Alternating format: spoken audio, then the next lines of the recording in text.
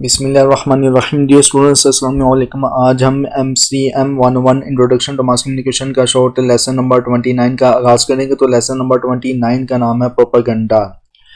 First paragraph میں آپ students کو بتایا گیا ہے کہ پروپیگنڈا کا مطلب ہے ایسے پیغامات جو کسی خاص رائے یا نظریے کو سپورٹ کرنے اور اسے پھیلانے کے لیے دیے جاتے ہیں، جس میں آڈینس کے جذبات کو یوز کیا جاتا ہے.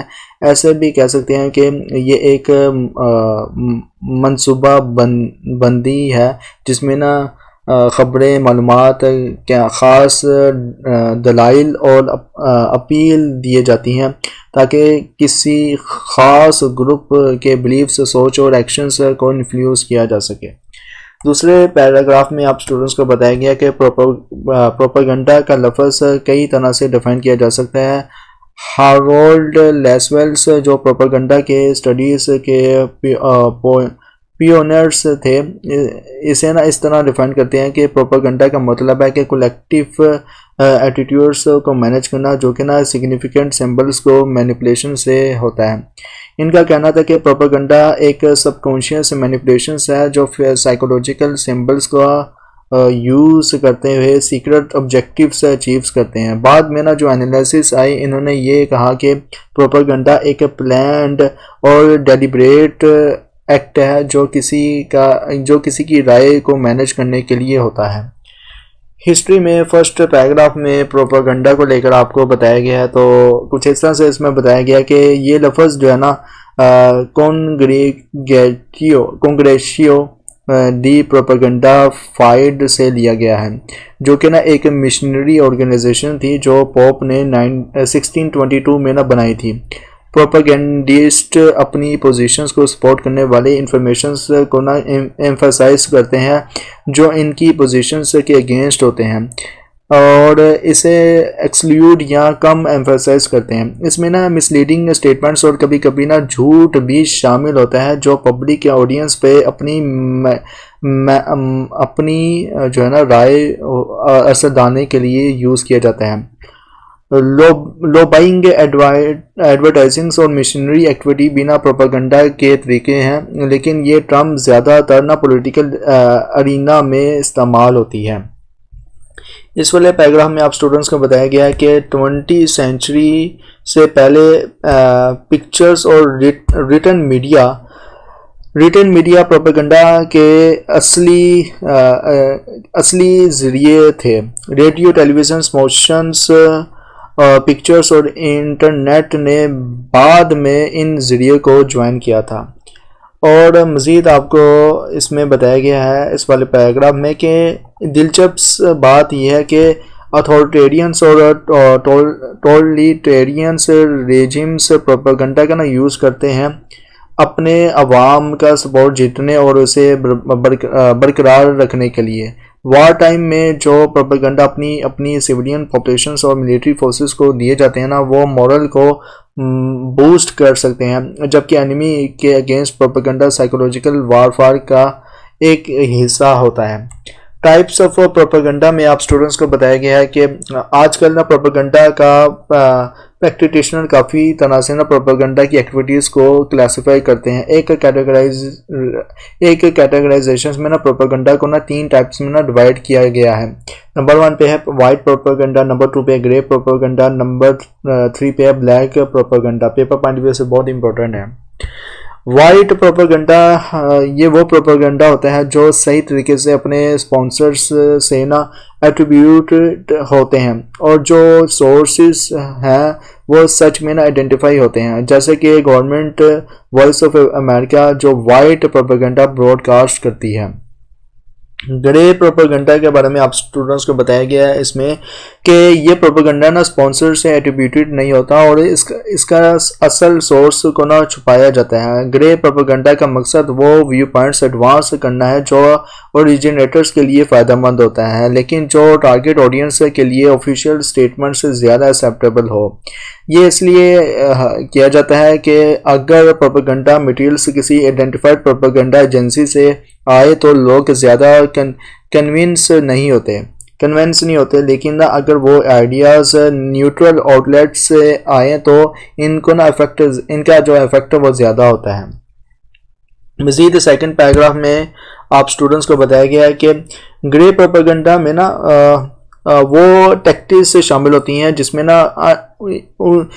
ان آئیڈیاز کو دوسرے لوگوں، فوریگن گورنمنٹس، میڈیا آؤٹ لیٹس یا پرائیویٹ گروپ سے پش کروایا جاتا ہے، اور یہ مٹیریلز اسسٹنٹس کو بھی انکلوڈ کرتا ہے جو ان گروپس کو دیے جاتے ہیں جو ویوز کو پروپیگیٹ کرتے ہیں جو پروپیگنڈسٹ کے لیے فائدہ مند ہو۔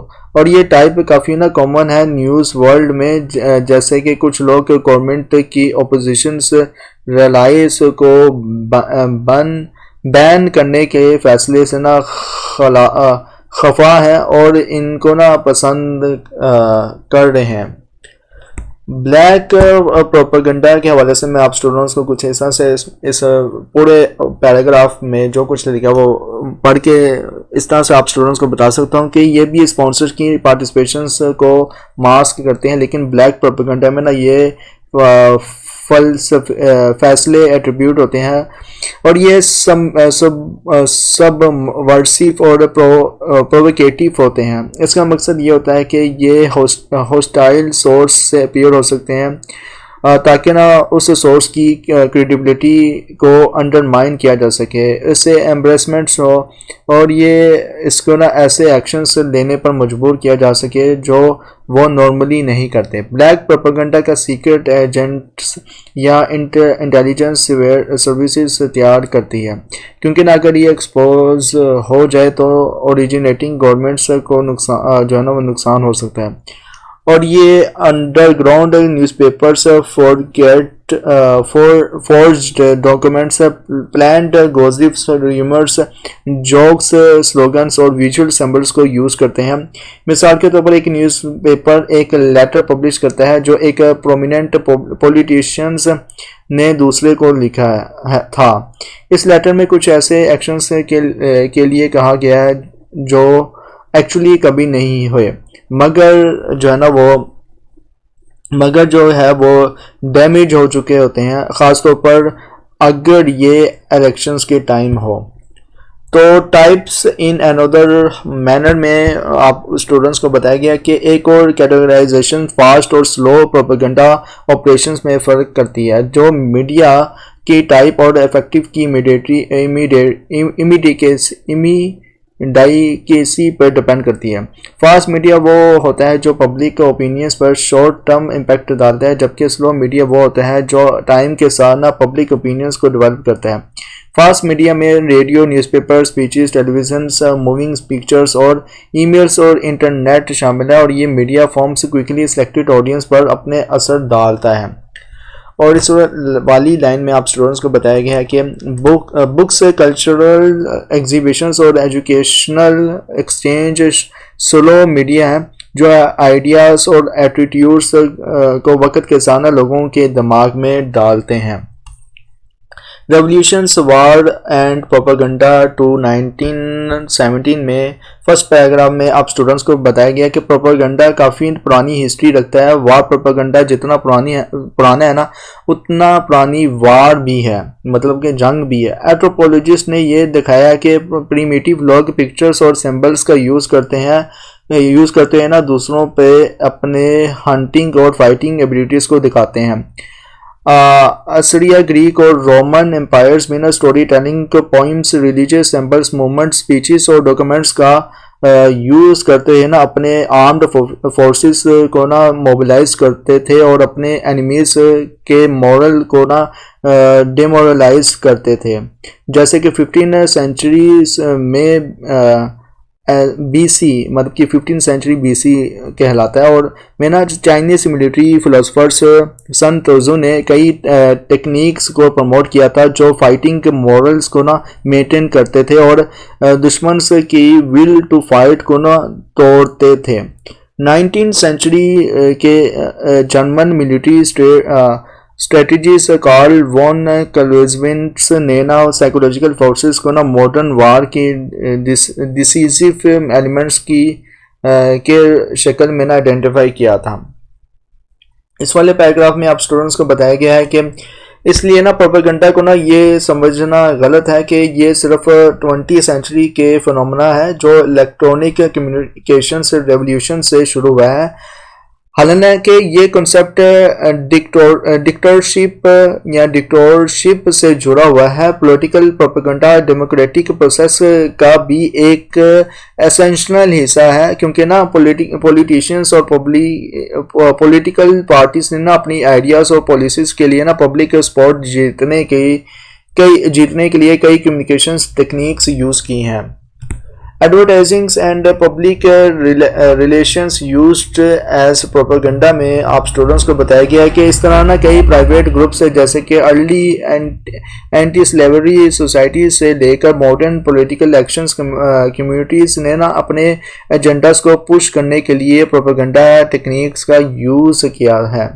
ایڈورٹائزنگ اور پبلک ریلیشنز جو ارلی 20 سینچری میں اپنے پیک پر آئی تھی، کمرشل پروپیگنڈا کو کلچرل لینڈسکیپ کا ایک پرماننٹ حصہ جو تھا وہ بن گئی تھی یا بنا دیا گیا تھا۔ پروپیگنڈا ان ریولیوشنز میں آپ اسٹوڈنٹس کو بتایا گیا ہے فرسٹ پیراگراف میں کہ امریکن ریولیوشنز کے دوران نا پروپیگنڈا اور ایگیٹیشنز کافی ضروری تھی جب تک جنگ شروع نہیں ہوئی تھی۔ اس وقت نا پروپیگنڈا نے ریولیوشنز کے لیے ایک انٹلیکچوئل اور سائیکولوجیکل ماحول بنانے میں نا اہم کردار ادا کیا تھا۔ دوسرے پیراگراف میں آپ اسٹوڈنٹس کو بتایا گیا کہ فلپ ڈیوڈسن جو کہ ایک امریکن ریولیوشنز کے پروپیگنڈا کا تاریخی جائزہ لے رہے تھے، انہوں نے اس بات کو ثابت کیا کہ ریولیوشنز کے لیڈرز پروپیگنڈا کے طریقوں کو کافی اچھی طرح سمجھتے تھے۔ انہوں نے یہ دکھایا کہ کولونیل لیڈرز نے اپنے آئیڈیاز کے لیے نا پبلک سپورٹ حاصل کرنے کے لیے ایک پلانڈ اور سسٹمیٹک ایفرٹ کیا تھا۔ جارج واشنگٹن نے کہا تھا کہ ہم انفارمیشن کو اس طرح سے پیش کریں کہ لوگوں کا دھیان اس پر آ جائے اور ان کے ذہن پر اثر ہو۔ تھامس پین نے نا جو کہ ریولیوشنز کا سب سے مشہور اور ریڈیکلز پروپیگنڈسٹ تھا، اس نے نا کافی پمپلیٹس لکھے تھے جو ریولیوشنز کی آئیڈیولوجیکل جسٹیفیکیشنز کو اچھے طریقے سے سمجھا رہے تھے۔ مزید اس والے پیراگراف میں آپ اسٹوڈنٹس کو بتایا گیا ہے اس والے پورے پیراگراف میں کہ کئی ریولیوشنریز نے وہ ٹیکٹکس استعمال کی تھی جو بعد میں گرے پروپیگنڈا کے نام سے مشہور ہوئی تھی۔ اچھا، ٹیکٹکس کیا معنی ہے؟ آپ اسٹوڈنٹ سے کوشچنز ہے کمنٹس میں لازمی جواب دیں۔ انہوں نے آرٹیکلز، لیٹرز اور پمپلیٹس لکھے تھے مگر اپنی پہچان چھپانے کے لیے پسیڈونیمز کا استعمال کیا تھا، مطلب کہ انونیمز کا استعمال کیا تھا۔ اکثر ہوتا ہے نا کہ نام نہ واضح ہو۔ اس طرح سے نا انہوں نے یہ پیدا کیا کہ opposite British policies British policies کے خلاف نا زیادہ تھی۔ سیموئل ایڈمز نے نا فار ایگزامپل 25 الگ پیسیڈونیمز کا استعمال کیا تھا اور کئی پبلیکیشنز میں لکھا۔ بنجامن فرینکلن نے پروپیگنڈا کی تکنیکس کو نہ سمجھنے میں کافی کلیورنس دکھائی تھی۔ پیپر پوائنٹ آف ویو سے بہت امپورٹنٹ ہے۔ اور 25 کس نے الگ پیسیڈونیم سے استعمال کیے تھے؟ سیموئل ایڈمز نے استعمال کیے تھے۔ پیپر پوائنٹ آف ویو سے یہ بھی امپورٹنٹ ہے۔ جیسے کہ میں فرینکلن کے بارے میں بتا رہا تھا، انہوں نے پروپیگنڈا کی تکنیک کو کافی چلاکی سے استعمال کیا تھا۔ تو انہوں نے کہا تھا کہ جو سچائی ہم بار بار الگ طریقوں سے نیوز پیپر میں پیش کرتے ہیں نا، اس سے سچ کو ثابت کرنا آسان ہو جاتا ہے۔ اور یہ بھی کہا کہ یہ ضروری ہے کہ ہم بار بار اپنے پوائنٹس کو ایمفسائز کریں۔ لاسٹ والے پیراگراف میں آپ اسٹوڈنٹس کو بتایا گیا کہ 1777 میں فرینکلن نے ایک فونی لیٹر ڈسٹریبیوٹ کیا تھا جو کہ نا ایک جرمن کمانڈر نے لکھا تھا، جس میں کہا گیا تھا کہ برٹش گورنمنٹ نے یہ کہا ہے کہ وہ اپنے جنگ میں گھائل فوجیوں کو مار ڈالیں۔ اور یہ لیٹر جو فرانس میں نا کافی جو تھا، اس لیٹر نے کافی شور مچا دیا تھا اور حسین میکنیریس میں سے کئی سے ڈیزرٹ کر دیا تھا۔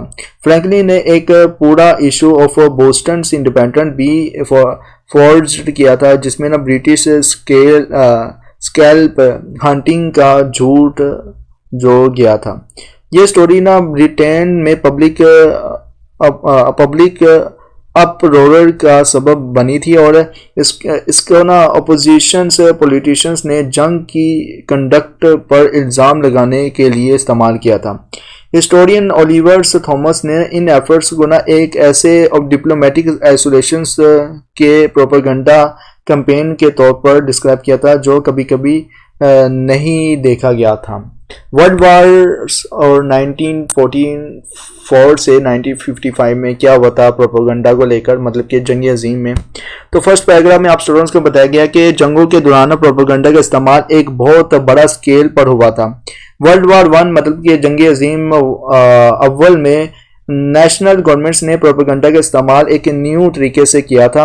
ماڈرن ماس میڈیا کے آنے سے نا اور ٹوٹل وار کے ڈیمانڈز کی وجہ سے نا پروپیگنڈا جنگ کے موبلائزیشنز میں ایک ضروری ایلیمنٹس بن گیا تھا. وار کے سبھی میجر حصے لینے والے ملکوں نے پروپیگنڈا کا یوز کیا اپنے نیوٹرل ملک کو اپنے ساتھ لانے کے لیے، دشمن کے حوصلہ توڑنے کے لیے، اپنے فوجی جنگیوں کی حمایت اور اپنے سیولینز کا سپورٹ حاصل کرنے کے لیے. دوسرے پیراگراف میں آپ اسٹوڈنٹس کو بتایا گیا کہ ورلڈ وار 1 مطلب کہ جنگ عظیم اول کے دوران جرمنی اور برٹش کے بیچ نا ایک بہت امپورٹنٹ پروپیگنڈا بیٹل ہوئی تھی جس میں ہر ایک ملک چاہ رہا تھا کہ وہ نا امریکن پبلک کو اپنی طرف کر لے. جرمن گورنمنٹ نے یونائٹڈ اسٹیٹ میں نا پروپیگنڈا کا ایک پروگرام آرگنائز کیا تھا، مگر اتنا زیادہ فورس کے ساتھ کہ اسے امریکن پبلک اوپینینز کی مدد کرنے کی بجائے نا اسے اور زیادہ جو تھا وہ دور کر دیا گیا تھا. برٹش گورنمنٹ نے اپنے پروپیگنڈا کو بیورو کے ذریعے جو تھا وہ کیا تھا. مطلب یہ کہ برٹش گورنمنٹ نے اپنے پروپیگنڈا کا کام سیکریٹلی کیا تھا جو کہ نا فوریگن آفس کے اندر ایک سیکرٹ پروپیگنڈا بیورو کے ذریعے تھا.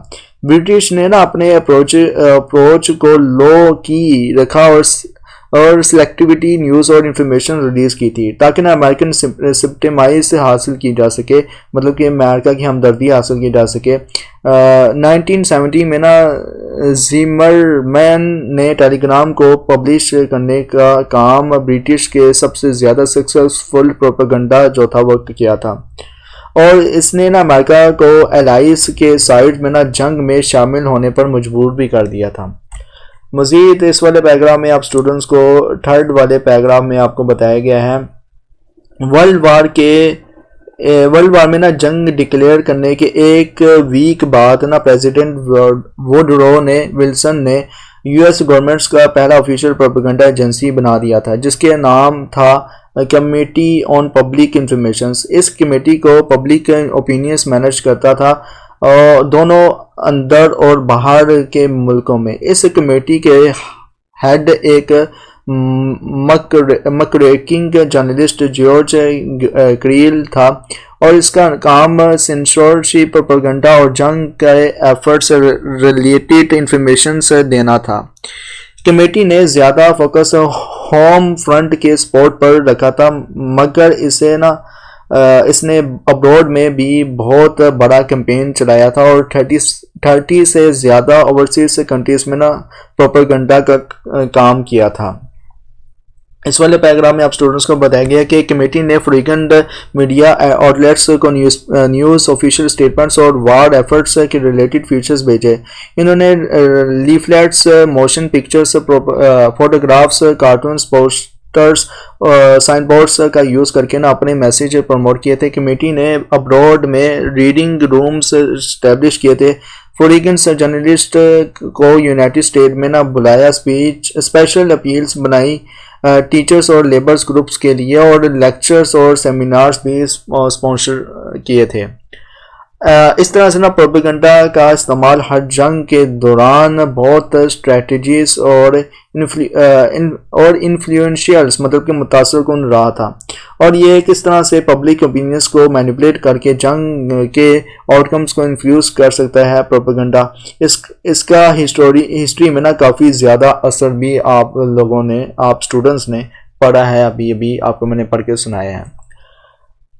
ڈیموکریٹک گورنمنٹس اینڈ پروپیگنڈا میں آپ اسٹوڈنٹس کو بتایا گیا فرسٹ پیراگراف میں کہ 1920 میں نا کچھ انویسٹیگیشنز ہوئی تھی جو ثابت کر رہی تھی کہ برٹین نے یونائٹڈ اسٹیٹ میں پروپیگنڈا کے لیے بہت کچھ جو ہے وہ کیا ہے، اور یہ بھی سمجھ میں آیا کہ برٹش نے جرمن ایٹروسٹیز کے بارے میں نا بہت سی کہانیاں بنائی تھی۔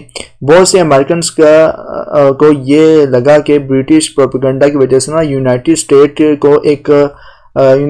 کو ایک بیکار اور تباہ کر دینے والی جنگ میں شامل کر دیا گیا تھا۔ اس وجہ سے نا پروپیگنڈا کو ایک دھوکہ اور چلاکی سے جوڑا گیا، اور یہ معاشرتی طور پر نا مطلب کہ یہ جو سمجھا گیا کہ ورلڈ وار 1 کے بعد یہ جو تھی پروپیگنڈا آئی تھی، جبکہ پروپیگنڈا کو ڈیموکریسی کے ذریعے یوز کرنا شروع کیا گیا تھا، اور یہ غلط سمجھا گیا کہ یہ ڈکٹیٹرشپ سے آیا ہے پروپیگنڈا۔ دوسرے پیراگراف میں آپ اسٹوڈنٹس کو بتایا گیا کہ یہ پروپیگنڈا کیمپینز یونائٹڈ اسٹیٹ پر اور بھی اثر ڈال رہی تھی، اور یہ بلیف تھا کہ امریکنز کو نا فرسٹ ورلڈ وار میں شامل کرنے میں نا پروپیگنڈا کا ہاتھ تھا، جس کی وجہ سے نا سیکنڈ وار میں یونائٹڈ اسٹیٹ کا انٹرونشنز دیر سے ہوا تھا۔ اس کے علاوہ نا نازی ایٹروسٹیز کے بارے میں نا جب نیوز آئی تھی اور ہولوکاسٹ کے بارے میں سنا گیا تھا، اب تو بھی نا امریکن پبلک کو یہ سچ نہیں لگا، کیونکہ نا پہلے برٹش کے ایگزیگریشنز اور فالس پروپیگنڈا نے انہیں کنفیوز کر دیا تھا۔ تھرڈ پیراگراف میں آپ اسٹوڈنٹس کو بتایا گیا ہے کہ ریڈیو کا آنا پروپیگنڈا کے لیے ایک نیو طریقہ تھا، جس سے نا پروپیگنڈا کافی آسانی سے اور جلدی پوری دنیا تک پہنچ سکتا تھا۔ 1920 کے آخر میں نا سوویت یونین، جرمنی، جاپان اور برٹین نے اپنے انٹرنیشنل براڈ کاسٹنگ اسٹیشنز شروع کیے تھے، اور اس سے پروپیگنڈا کا ایک نیو طریقہ شروع ہو گیا تھا۔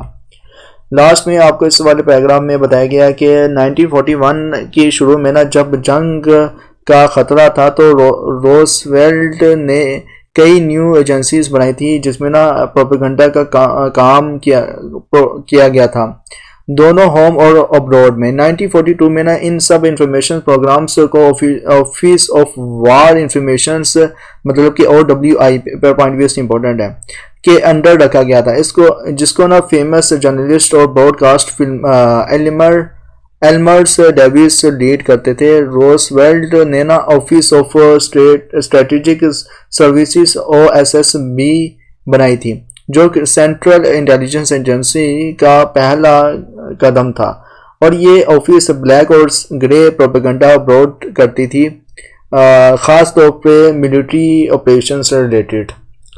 Psychological warfare new name for propaganda کے فرسٹ پیراگراف مطلب کہ اوورال ایک ہی پیراگراف ہے، تو اس میں بتایا گیا ہے کہ دسمبر 1942 میں نا جنرل ڈیوڈ ڈی ایسن ہوور نے نا ایک الگ سائیکولوجیکل وارفیئر برانچ بنائی تھی جو الائیڈ انویشنز آف نارتھ افریقہ میں شامل تھی۔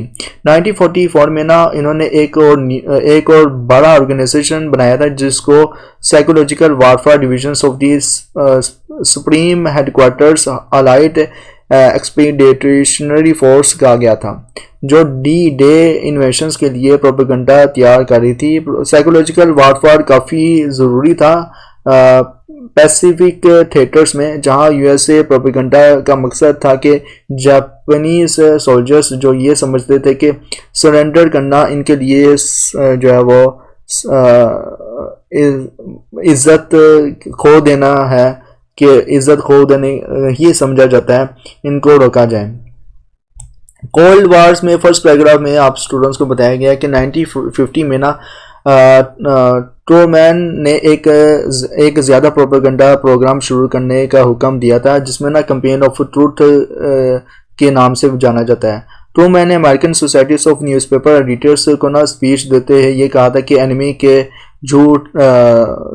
جھوٹوں کا مقابلہ کرنے کے لیے یو ایس اے کو سچائی کو پروموٹ کرنا ہوگا۔ اس کیمپین آف ٹروتھ کے تحت blood thirsty communist, anti communist polemics اور سینسیشنل کمنٹری کافی بڑے سکیل پر بنائی گئی تھی۔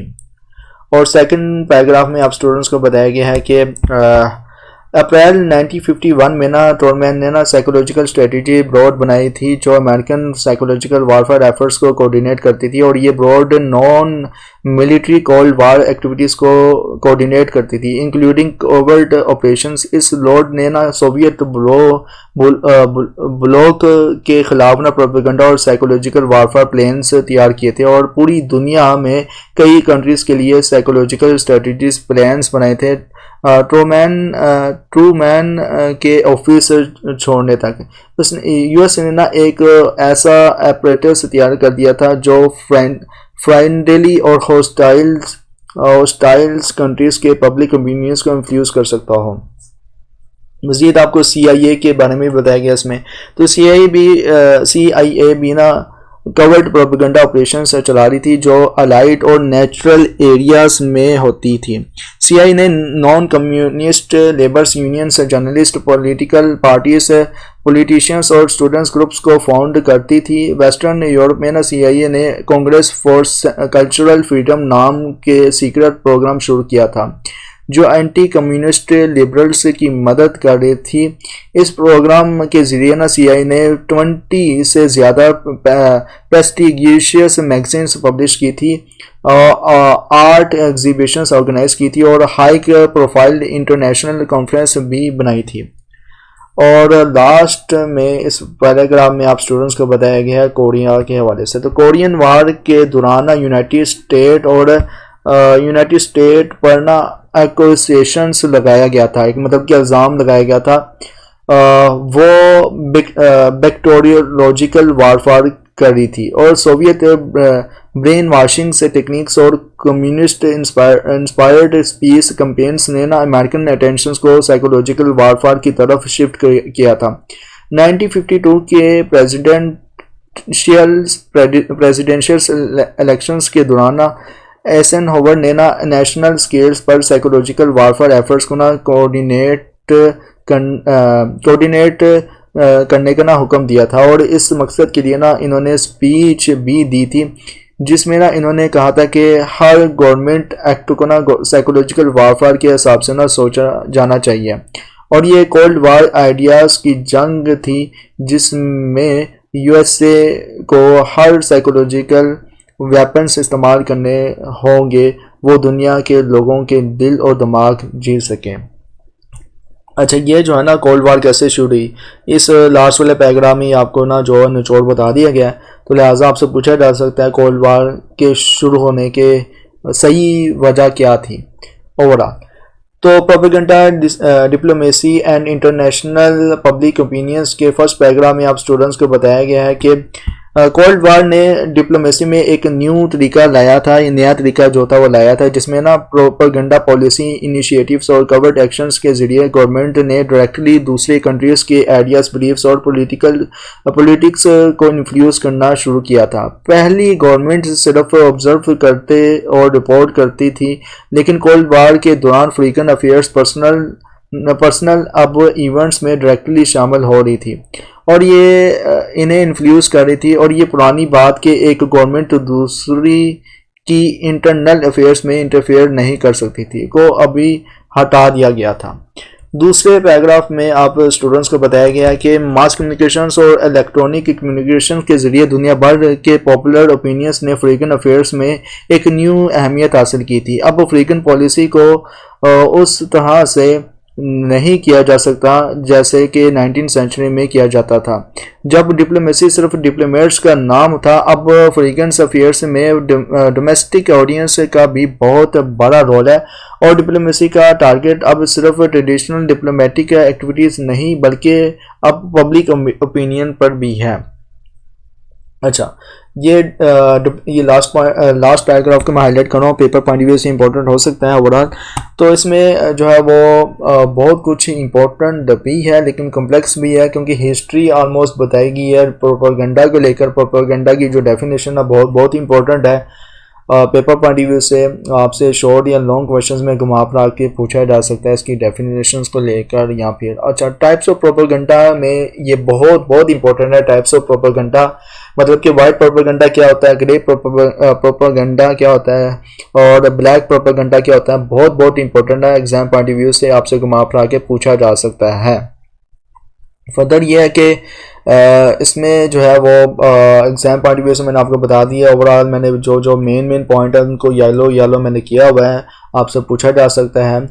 اور اب میری اب جاتے ہوئے آپ اسٹوڈنٹس سے ریکویسٹ ہے کہ جن اسٹوڈنٹس نے ابھی تک سائیکالوجسٹ کمیونٹی یوٹیوب چینل کو سبسکرائب نہیں کیا تو کائنڈلی پلیز سبسکرائب کر دیں، ویڈیو کو لائک کریں، کلاس میٹ کے ساتھ شیئر کریں. اس کے علاوہ اگر آپ انر سائیکوفلکس یوٹیوب چینل کو سبسکرائب کر دیں تو کیا بات ہے، کیونکہ نا آپ کو ماڈرن اور اسلامک سائیکالوجی کے بارے میں جاننے میں آپ کو صرف اور صرف جو ہے نا وہ اسی چینل میں ملے گا کہ کس طرح سے ماڈرن اور اسلامک سائیکالوجی آپس میں کوریلیٹ ہو کر جو ہے وہ صحیح بنا رہی ہے انسان کو. مطلب یہ کہ Islamic psychology he always great psychology اور ماڈرن سائیکالوجی صرف سائنٹیفک میتھڈ کے مطابق بتا رہی ہے اور کہ یہ چیز واقعی ہونی چاہیے. تو اسلام میں آلریڈی وہ چیز آلریڈی کوالٹیٹیو ڈسکرپشنز کے بیس پر بنی ہوئی ہے. تو اسلام سارا کا سارا جو ہے وہ کوالٹیٹیو ڈسکرپشنز کی بیس پر ہے. مطلب کہ سائنٹیفک کے دو ہی میتھڈ ہوتے ہیں ریسرچ کے، کوالٹیٹیو اور کوانٹیٹیو.